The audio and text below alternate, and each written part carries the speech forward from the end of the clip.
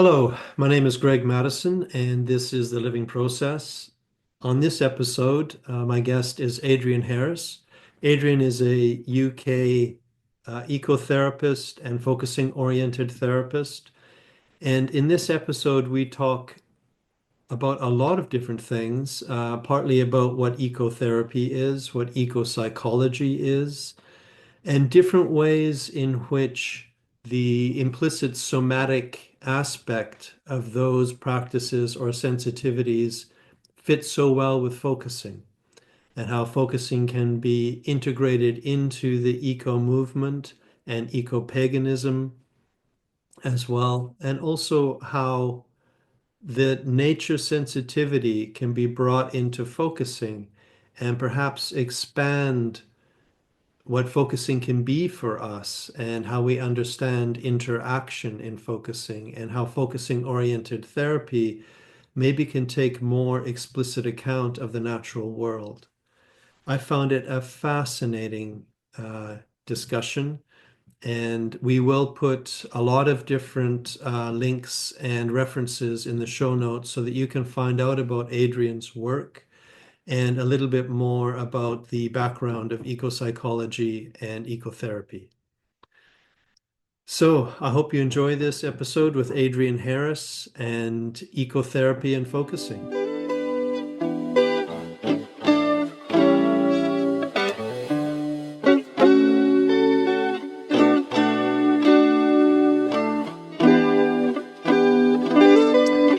Okay, so welcome back to The Living Process, and my guest this time is Adrian Harris. Welcome, Adrian. It's nice to see you. Thank you, Greg. Good to see you. Yeah, it's been a while. Um, the first thing I want to say is just I'm noticing, ironically, that the day I'm talking to you, I have to have my blinds down, so I'm cutting off my access to nature, which I normally have in this room. Um, Oh yeah, okay. and yeah, it Oh, makes a difference. But what I'd like to ask you about, first of all, is I know that you practice focusing, and I know you do more than that.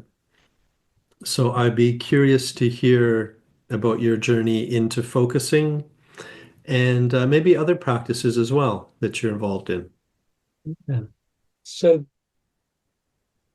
as you might expect, given the topic, there's quite a bit of weaving between focusing and nature connection and ecotherapy over the whole of my experience with this. Hmm. So I came in to focusing. I was doing a PhD um, back in early 2000s. And the topic of it was embodied knowing, Hmm. right? So immediately like, oh, okay, that's sensible focusing Yep. in eco-pagans, which is a particular it's environmental activists who are identify as pagans. But the key thing for our purposes is the embodied knowing piece. And I'm doing this PhD trying to find out about embodied knowing. And somebody said to me, so how are you gonna access this wordless, tacit knowing that people can't talk about? And how are you? I was like, that's a great question. And I was looking around trying to find some way in, and then I came across this thing called focusing. Wait a minute, is this could be it? And as just to cut a long story short, it absolutely was, and I created a methodology based on it, and it became part of my practice. So that was my way in, needing to find some way of articulating, making sense of, accessing embodied knowing, and Mhm. focusing was perfect for that. So Um, the interest in environmentalism, eco-paganism, that kind of stuff, that was there already for you, and focusing came into that. yes, yes, Yeah. yes. Can you say just, I mean, I'm curious, imagine other people would be, could you say a little bit about eco-paganism? In what way, what's the Yeah. pagan part of it? So there are so paganism itself is an earth-based Mhm. approach. It's neo-paganism, so it's something new that we've kind of developed or reinvented or rediscovered, if you like. And within that, there's certain people for whom it would be, well, look, the earth is under threat. There's environmental challenges all over the place. If I am someone who honors and worships the earth, then I'm called to defend and Mhm. become involved in environmental activism.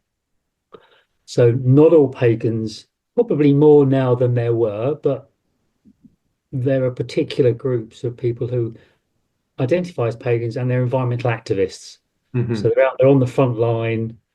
Um, Back in the day, back in the 90s when the road protest movements were happening, especially in the UK, sitting in trees, climbing on diggers, digging, living in holes underground to stop. Mhm. So people who are environmental activists and are pagans, Mhm. they are eco-pagans. Yeah, I can certainly see um, a seamless line towards activism because if your deep connection is to the earth, you would want to be protective of that connection and that, so I don't know if it's an object, that subject that you're in connection with. Yeah, yeah, Yeah. yeah, yeah. And I identify as an eco-pagan. So when I was coming in, my interest in what led me to doing the PhD was experiences as an eco-pagan of, oh, I know something here. I know some, well, I'm putting my hand on my chest. I know something here, Mhm. and it's not here. It's different. Yeah. It's bodied, or Yeah. as I called it earlier, a somatic knowing. Yeah. But I couldn't articulate it, couldn't quite say what it was. And then, of course, focusing comes in, and there's this whole field of work about connecting with this feeling, and I'm being allow it to articulate, and all of that suddenly opens up, and there I am in the world of focusing. Yeah, I mean, the way you describe it, I can see how finding focusing maybe gave you more language for the knowing that you were already accessing in some way. Yes, Um, and having read your paper, I'm also curious the other way around, how the nature sensitivity, the paganism informs focusing. that's so one of the things that I found from doing the research. Mhm. So I'm on the ground, living on road protest sites, interviewing eco-pagans. What came up really, really often was that they were able to access this Mhm. and to some at least access it and were had an awareness of it and sometimes maybe articulate it. So I believe from the research, a lot of probably all of the people I interviewed have do focusing, but they don't call it that. Yeah. Some of them had a name for it, they'd call it something else from a different tradition, but nobody called it focusing because they hadn't come across it. So it was a real way of enabling us Mhm. to connect with the other than human world through the body and to have that connection, that dialogue with the other than human. That's interesting to me that it's through the body that you get that connection to the other than human. That is absolutely my belief that it is the body is the the way in which I, I think part of the problem in the current context, especially with environmentalism, is it often is very, very cerebral. It's like, okay, we need the facts and the figures of climate change are this, this, and this. This is a terrible thing. We must do something.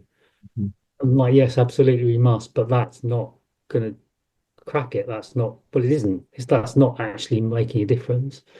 But if we can connect here, get that knowledge here, connect with the other than human here, then things start happening. Then the juice starts flowing. Then the passion comes, Hmm.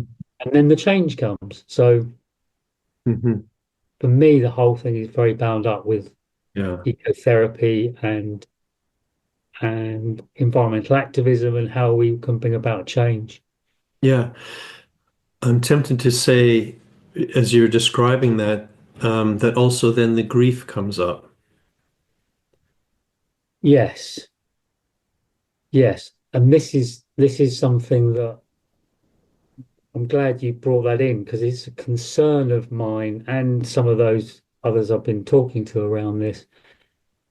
I'm going to be starting to lead workshops, inviting people to, through focusing, to come into touch with this. One of the things that's going to come up is environmental grief. Mhm. They may not have articulated, may have just kind of pushed it away or not looked at it, but it's going to come up. And there's a real sense in me, there's a responsibility here. If I'm going to allow them to access that, I need to also be there to facilitate the process Mhm. of grieving that could well come up. So there's a challenge there. That's a bit of an edge for me of how am I going to responsibly facilitate that Yeah. going forwards? Yeah, I think that sounds so important because I could imagine that for some people, and I'm thinking perhaps this is my experience at times, the grief of the loss of the natural world and the kind of just witnessing the way it's treated, that it is so overwhelming that disconnection is the Yes. kind of response, Yeah. is to just kind of look away, sort of distract yourself, pretend it's not happening. It is so pervasive that it seems like it's too big a problem. I can't do anything about it, so I don't want to even feel it. Yeah, absolutely. Yeah. The upside, of course, is that focusing is a fantastic resource for working with grief. Yeah. So that's the two of them are beautifully kind of going together. We're not only focusing will facilitate your access to this connection with the other than human. If the grief comes up, which we think it might, then we can also go, okay, well, you've learned a tool here, Hmm. be with that, Hmm. and allow it to move forwards in a way that can be productive. Yeah, definitely. I think that that just sounds so crucial to me. You've mentioned, and again, I'm thinking a little bit of your paper, but you've mentioned ecotherapy. I'm wondering if you could say a little bit about that. Yeah. So something called ecopsychology emerged in sort of like the 60s. And ecopsychology kind of broadly being an acceptance of the fact that we are not completely enclosed. Psychology conventionally quite, it's about what's going on in this human being and how they relate to that human being. Ecopsychology is acknowledging the fact that we are part of an ecosystem. We've spent almost all of our evolution living close to the other than human, and that is a massive part of how we make sense of the world. So eco psychology was bringing in that whole field of recognition of there's an environment we're part of, there's a natural environment we are intrinsically bound up with, and that has various strands to it, which I won't unpack too much. But from that, then there was then a kind of a subgroup, if you like, or a kind of a outgrowth of that. Well, given that we've got this psychology of this, how does that how does that apply to mental health? And what strategies, approaches that are informed by that that can help? And there we've got ecotherapy. So let me just say that back to you because I feel like I can feel there's more in this that I'm curious about. um, the eco psychology, it was a development within psychology that acknowledged that we aren't just separate subjectivities, and psychology isn't just about what happens inside of one isolated individual, because psychology can be quite individualistic, certainly Mm, was, and probably still is. Instead, it acknowledges that that's never quite been the case, that all through evolution, we have been in this kind of intimate contact with a whole environment, an ecosystem around us. And if we want to understand the individual, whatever an individual mm. is, we have to take that broader perspective. Is that right? Yes, very broadly. And within that, the early discussions around that looked at things like addiction to um, the current culture. Okay.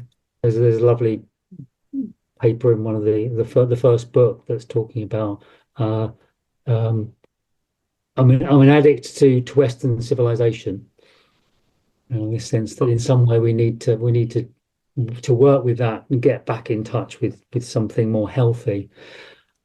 Other articles talking about the way that spending time, extended time in nature, profoundly shifts our consciousness in ways that are reveal our interconnectedness in ways we might call spiritual. So a whole number of different perspectives within ecopsychology, but of which those are just two short Yeah. examples. Both of those are fascinating. To think of, which I love that idea, to think of um, the way that we live in the West is actually an addiction to a particular culture. That is fascinating because it is so global. It's very inclusive of our way of living. It's not just looking at, addiction to smartphones or this or that. It's actually the culture itself is a kind of addictive culture that we can't let go of. Is that what you're suggesting? That's what it was at one woman called Chellis Glendinning, I think is the name. And the I can send you the reference to the book. It's the Roszak. It's the first book on eco psychology, edited by Theodore Roszak. We can maybe put that in the show notes in case people. Yeah, put it in the show notes. So I can give you the link and you go and look at it.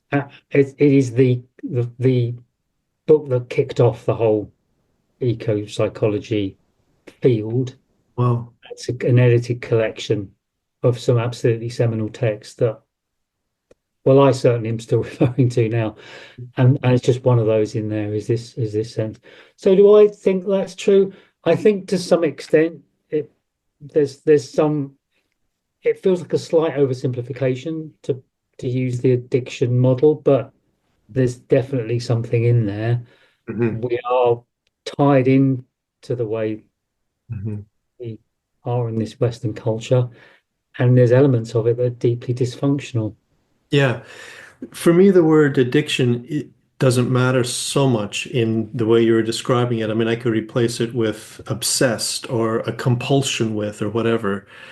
But the thing that feels subtly exciting to me is that it's taking the whole picture and saying, hold on a second, there's something about this whole picture and your attachment to it that isn't the only way it can be.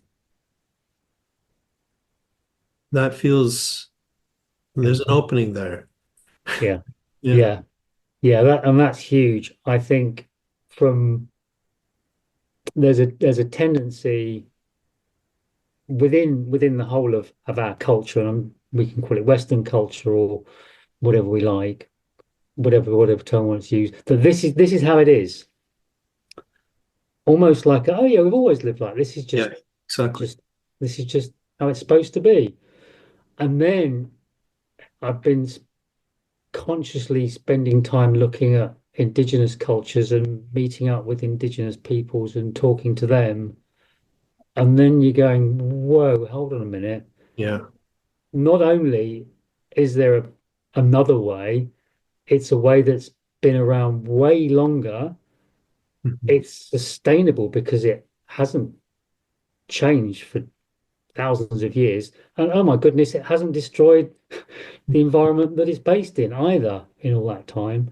And it appears to be largely beneficial for the the Mhm. humans that live within that. If they're left to their own devices, they don't have too much input from outside. There's a sense that they're pretty much doing okay.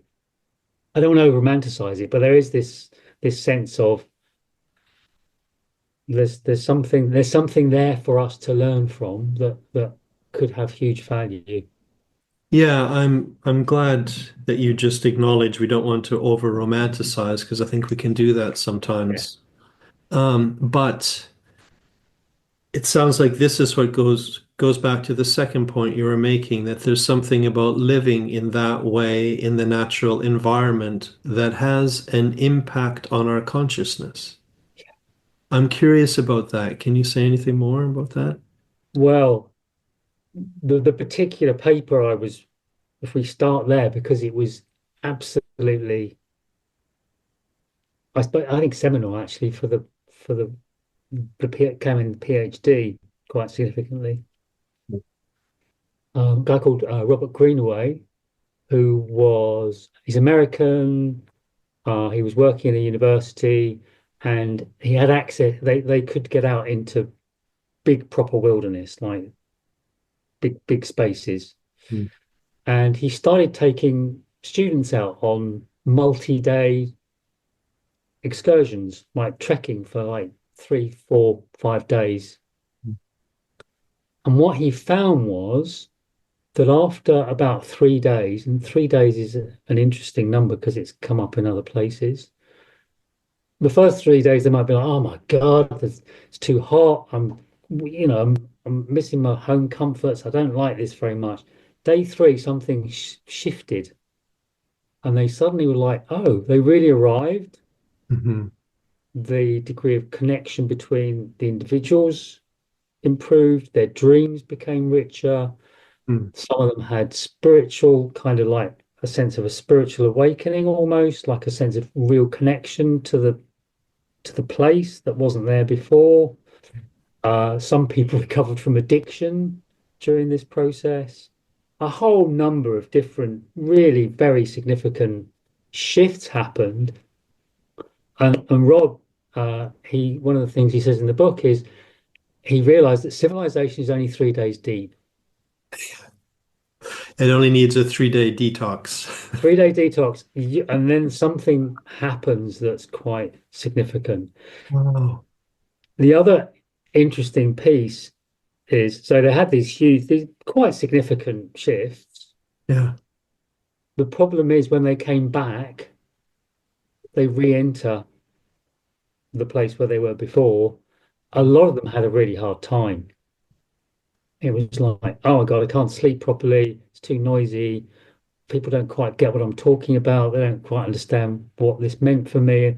I'm feeling a bit depressed or anxious or all sorts of stuff on the return. And they had, over time, he realized they needed to build in kind of an easing back in. So it would be, okay, we're going to go back in. Now just take care of yourself. And if you can get out into nature, do. And you might want to pick up your yoga practice or start one if you haven't got it. You might want to keep an eye on your diet and stay in touch with the rest of the people that you went on the journey with. So lots of support wasn't required to help people to reintegrate back in again. So And it reminds me a little bit of kind of coming down from a psychedelic trip and how that you need to do that sort of carefully. But even using that analogy further, did people find once they reintegrated back into their lives that they were able to hold on to some of what had happened for them? yeah, but if I think the psychedelic parallel, I would call it, is really valuable. They were able to, if they're allowed to integrate it, as with the psychedelic experience, if you integrate it, then you can bring those valuable changes into your life, into the rest of your life. So yeah, so the potential hugely beneficial. But unfortunately, we haven't all got access to going off for a week in the Rockies or wherever it might be. That's not accessible to most of us. So the principle's fantastic. He calls it the wilderness effect. Yeah. So is that where ecotherapy comes in? It's one of the pieces in ecotherapy. Ecotherapy is so worth highlighting, both ecopsychology and ecotherapy, very broad Mhm, church. mhm, And at one end, you've got a fairly classical psychology, um, very qualitative. We've used this specific intervention with this specific group, and this is what happened. mhm. Very much in the old classical tradition. And then at the other end, you've got more shamanic or shamanistic influenced, animist, and they're all within there. So that to give you a bigger picture of it's a big area and it's developing. So within ecotherapy, I would use ways of bringing in the wilderness effect or something like it, much reduced, in a local park. Okay. And the way that I would do that is because I haven't got the extraordinary expanse. I haven't got the kind of that level of awesomeness. Yeah, exactly. I have to use specific in mindfulness and maybe some focusing or sensory awareness to crank it up so we can look at that tiny little leaf or that tiny little plant and really pull out. Oh my God, when I look at that with a magnifying glass, that flower is wow, it's amazing. Yeah, you're pulling the ore out. Mm, And I love that. I love that Blake line. See a world in a grain of sand and mhm. heaven in a wild flower. That kind of gets it for me. Is I'm trying to facilitate in people the capacity for awe that they might have got if they were in the Grand Canyon for 3 days. Something accessing that in their local park by pulling out their curiosity and Yeah, turning up their presence of mind and really bringing in their awareness of how unbelievably awesome even the tiniest yeah. plant is. That's amazing. When you describe that, it makes me think that the deeper you get into the detail of the specific, some specific instance of something, the more you also access the universal. Mm. And I'm wondering if it is something like that that happens, that people open up to the whole of nature by looking at in such detail at the beauty of a flower or leaf. Yeah, yeah. It's opening the doorway, isn't it? Yeah, exactly. Opening that, and it's an embodied experience. Hmm. Yeah, I certainly, as I listen to you, I really feel a resonance to what you're describing. Mm. Um, I'm wondering, wondering a couple of things, but one is just sort of how do people carry forward with that? Like after a session or uh, a group session or whatever it is with like this, how do they, how does a person keep that alive, keep access to it alive, keep it sort of present bodily in some way? Yeah, that's such a crucial question. I used to run, well, it's something that I've kind of occurred to me over time because I used to run sessions, nature connection sessions in London when I lived there, and people would go, "Oh, wow, that was fantastic," and then you, it's like 6 months later they've probably forgotten it. So now over time, I've now developed what I call the three keys of nature connection, and my intention in the workshops I do now is you're going to hopefully have a really lovely experience here with the experiences I'm going to facilitate for you. And you are going to learn some techniques that you can take to your local park and do them yourself. So it's not like you need me there to facilitate you because Mm. I'm the nature connection guy. No, no. It's part of your humanness. It's part of your birthright as a human animal to recognize your connectedness with nature. Mhm. Nature connection is a reality. We've just forgotten it. So giving them back that, giving them a taste of it, and then saying, and the techniques I've taught you today, just pick a couple of them and go and do them in your local park. So I'm building in now much more of a ongoing support with I've got videos and things showing people the techniques Okay. to keep because otherwise it's not pointless, but otherwise it's somewhat I'm sure all of us have been on workshops and you go, oh my God, it was amazing. And then like 6 months later, you've forgotten all about it rather than Yeah. making it part of your life. Yeah, I'm imagining that the experiences you're talking about, though deeply impactful, they could quite quickly just get paved over Yeah, by, the regular life that people are living. yeah. Could you tell us, I mean, you mentioned focusing, you mentioned mindfulness. Can you just tell us a little bit of how you encourage people to keep it alive afterwards? What are the kind of techniques or skills that you encourage? Well, I'll share the three keys Yeah, because they've come to me. It was years and years I've been doing this stuff and teaching it, and suddenly I was just out for a walk. I went, hang on a minute, there's basically number one, slow down. Oh yeah, cool. You have to slow down. You're not going to get any kind of nature connection unless you slow down a bit. hmm So some mindfulness, some slower walking, just what in whatever way, bit of slow breathing, slow down.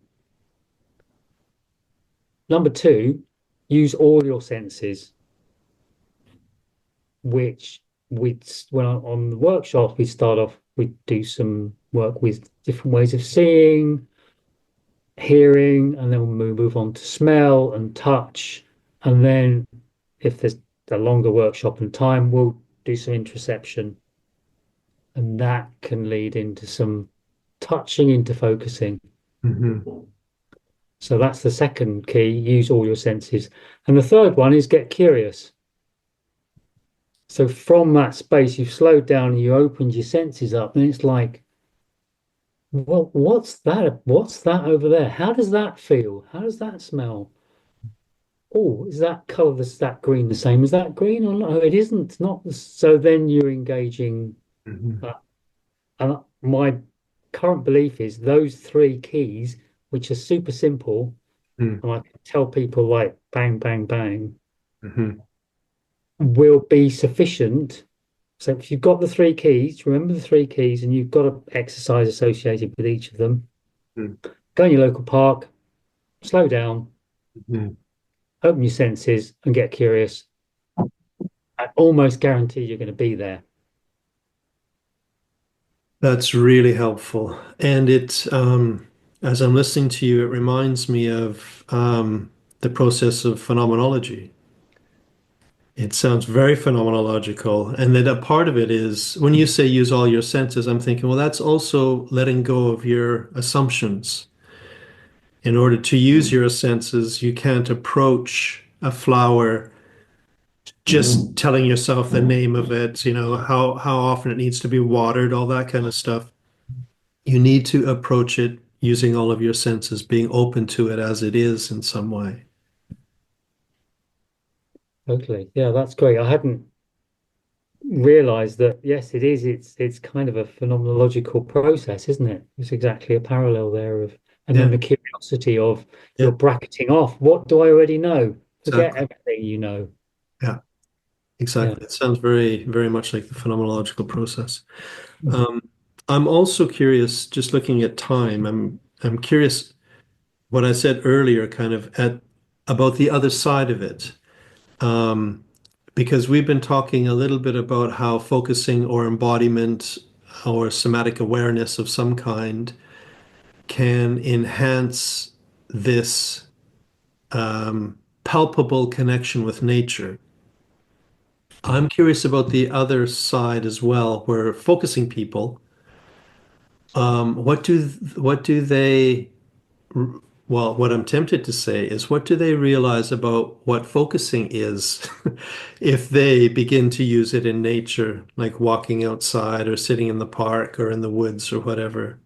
Yeah, I think this is a huge question, and to be honest, I feel like we're very much exploring Hmm. because sometimes, I mean, there's a group of us that have been talking about this for a few months, who are involved with focusing and interested in this way of developing it. There's sometimes I think, well, this is so different from conventional focusing. Sometimes it's almost kind of making it quite complicated. What is this? Is this focusing in nature or focusing with nature or focusing with nature as a partner? So ways we might approach it. So I've got some ways that we might frame it. So when I wrote the initial paper, Mm. the people I was the focusing people I was talking to were walking in nature and focusing with a partner, and then aspects of the natural world, maybe a tree or a bush or some natural part of the natural environment would almost be a symbol that would Mm. prompt a felt sense, and they would respond to that. Mhm. In one case, they were walking and came across a tree had fallen down in front of the on the path, and they had to kind of scramble over the tree, and it was like there's this barrier in the way. And then she got over the tree and was like, walked. Whoa, hold on, that's brought up this barrier in my own life Yeah. that I didn't know quite how to bring in. And there it was symbolized in nature. And then her focusing process was prompted. So that's how uh, people who are familiar with focusing and bring it into an outdoor natural space. That tends to be the way that it works. So that's like nature as a symbolizing process that assists the carrying forward. That I think that's the best way to think about it. It's that yes, that it is that, and nature is a holding space as well. So that's kind of makes it a good space to be with all of that. But Mhm. yes, there's in some way it's a nature is a catalyst or a Mhm. prompt or prompts a felt sense that is relevant to them in some way and acts as a symbol. Yeah. How about other ways? What else? So the other aspect that is interesting is the and this again came up in the paper. Some people would be out in nature focusing, and there'd be a sense of am I the focuser or am I the partner? Because it feels like this tree I'm with, this isn't just a symbol. There is an entity here, and there's some kind of relationship between me and this entity that I'm accessing through my focusing through the body. And that then brings in a whole nother dimension of, well, the animist framework comes in and makes sense of that. But then some people would go, well, that's weird, or that can't be right, or that's problematic. Other people say, well, yeah, absolutely. Of course, the other than human world has sentience or has capacity as a being. And I could focus with a tree just the same way I could focus with you. Well, it would be different, but there's a parallel there. So that's another level. Mm-hmm. The third one that's worth noting that we might also I explored a little bit is when we are in the natural space and we're dropped into the body in a focusing way, then the self-other boundary can get quite blurred. Yeah.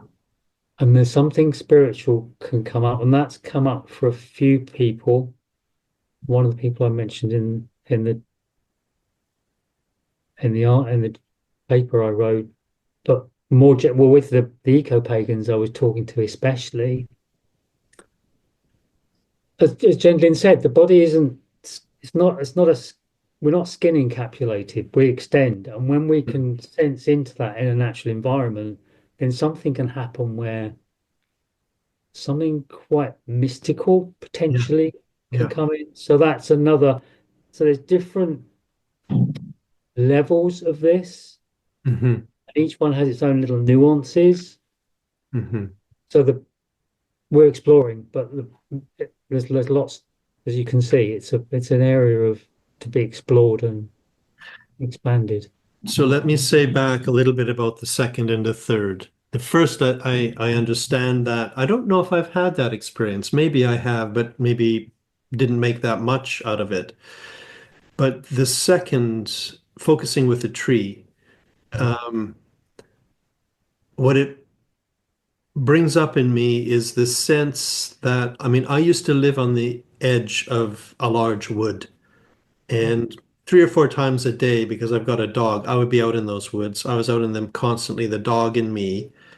Um, so that's the memory that's coming to me as I listen to you.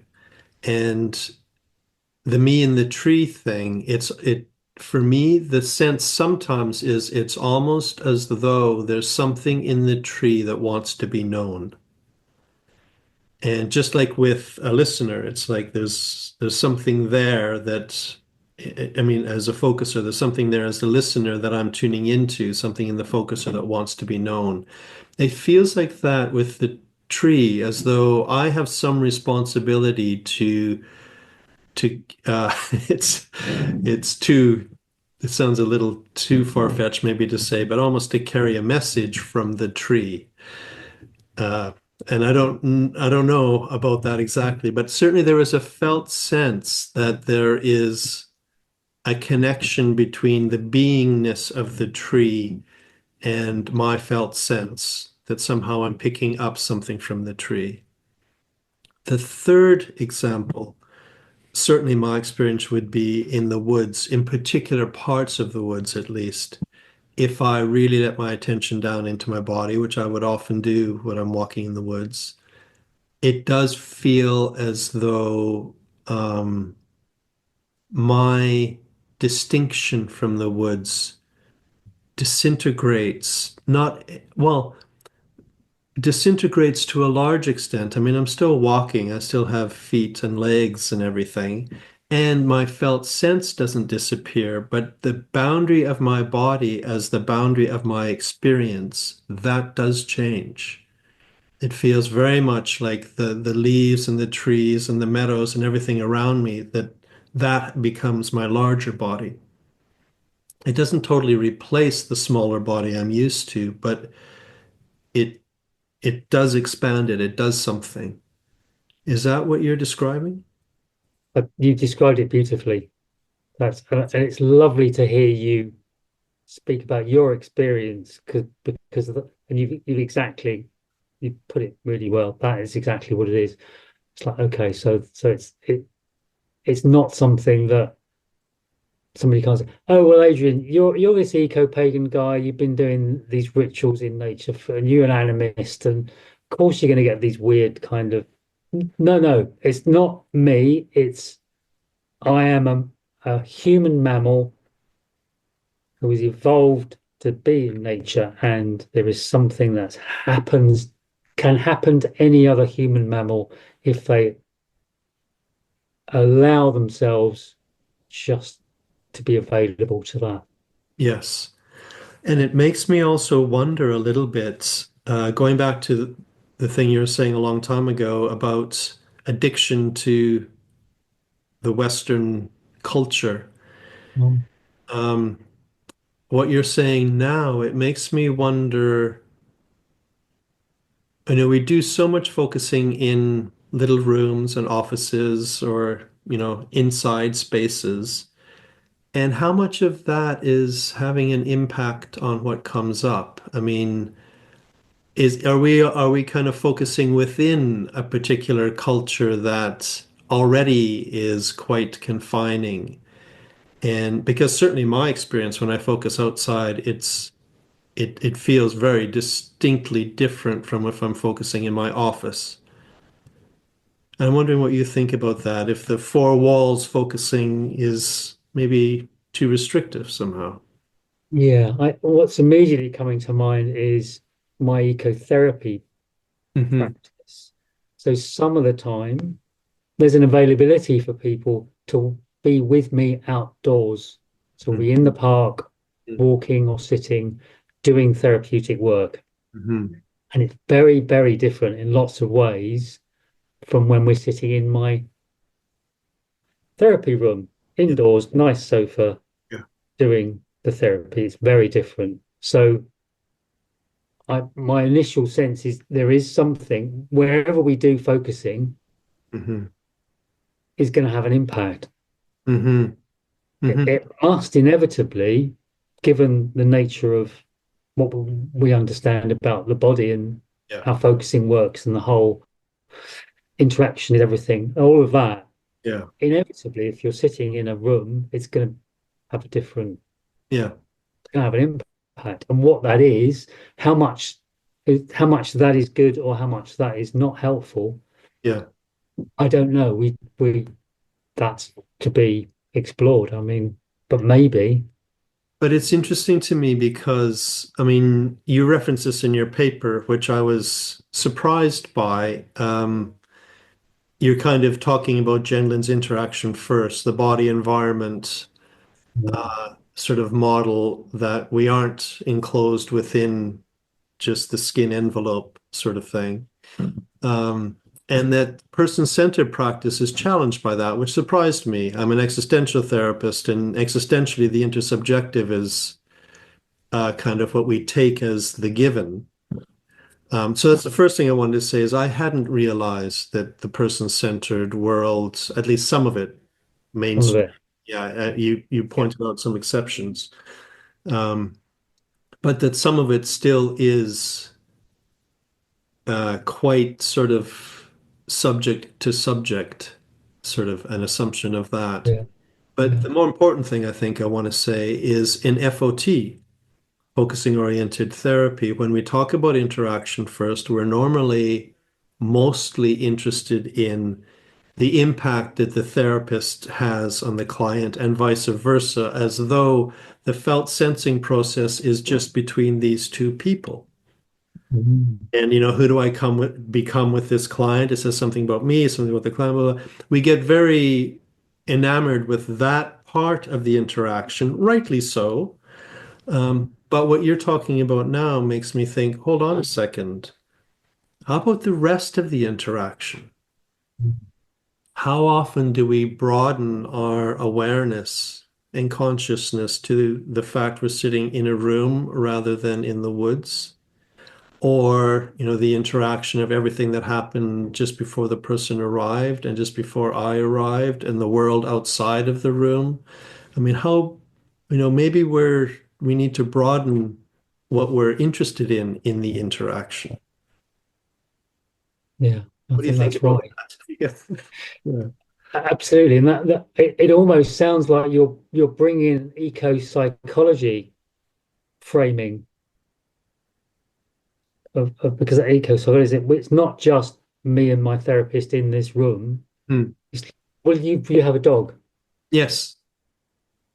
that will be might be something that I would bring into the if I've got an ecotherapy frame, might be, oh, have you got pets?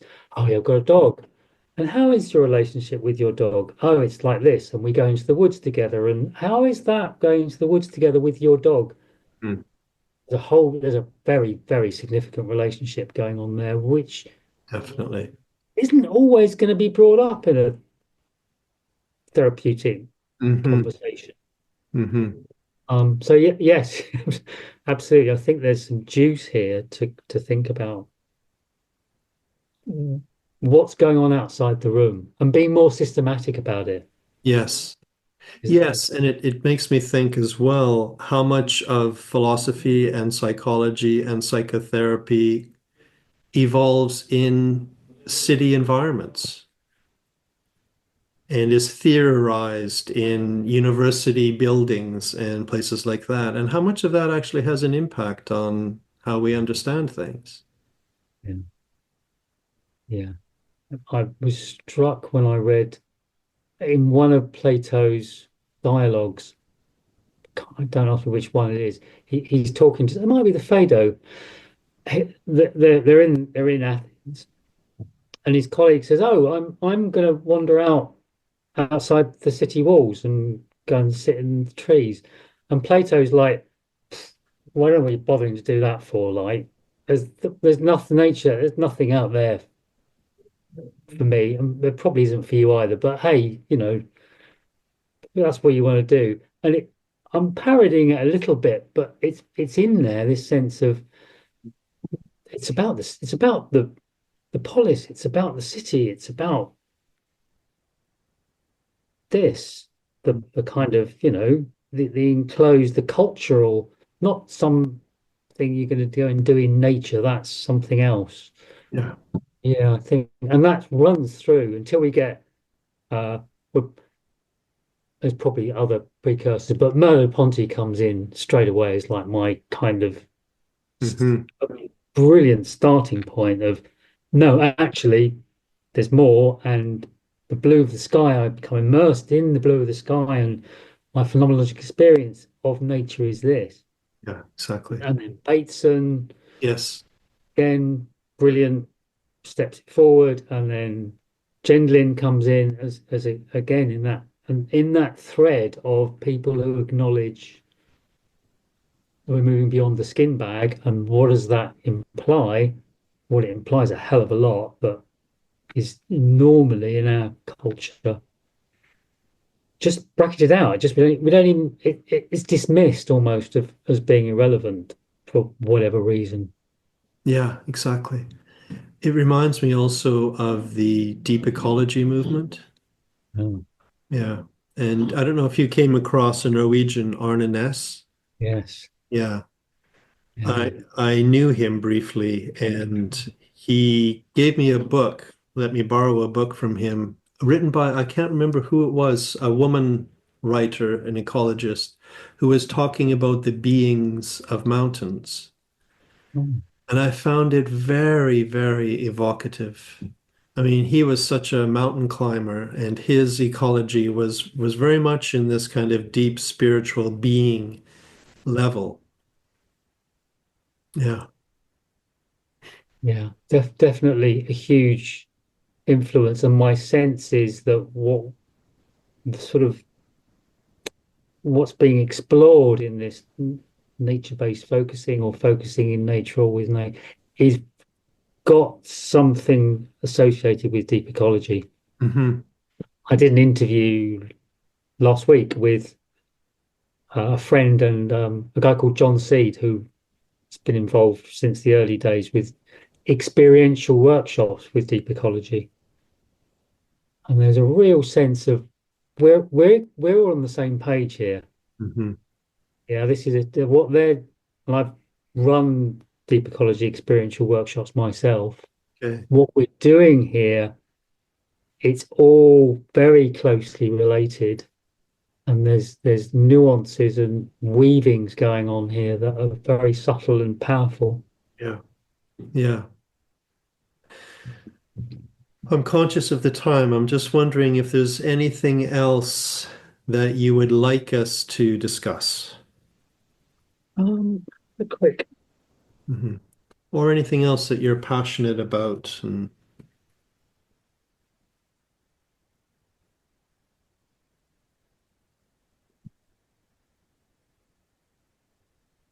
Yeah, I think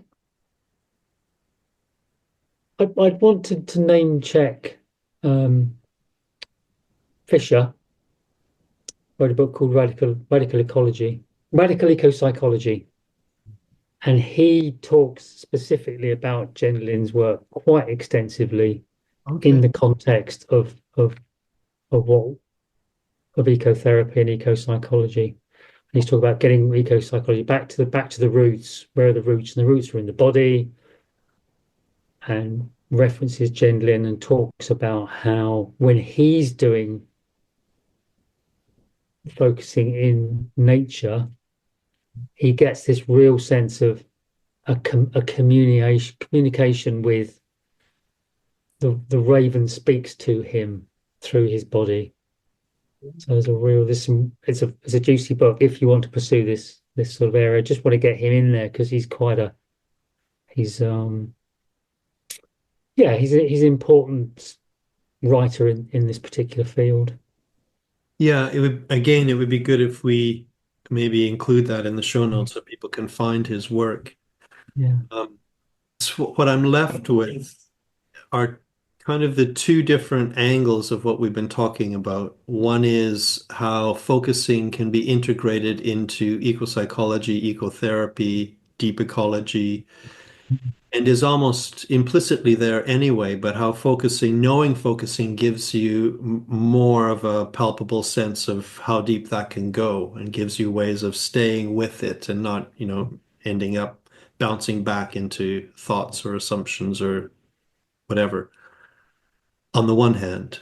On the other hand, what I find really interesting for me personally is how an ecological or environmental sensitivity immediately expands focusing.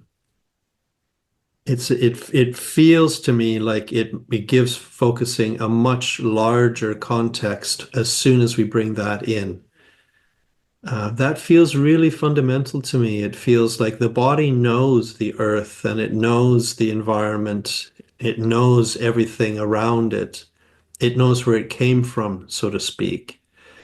Um, and how much of that we may be holding it in abeyance, kind of, and not welcoming in quite because we don't explicitly acknowledge its importance. Yeah. But we've because of, as we were saying, our culture tends just not to pay attention to that, Exactly. but historic reasons that go back a long time. Yeah. Yeah. Yeah, and that in our focusing, we can focus within the culture or we can focus on the culture and take a step back and see that just even the way we're living is something to focus on. It's not something to take for granted and to focus inside of that. Yeah.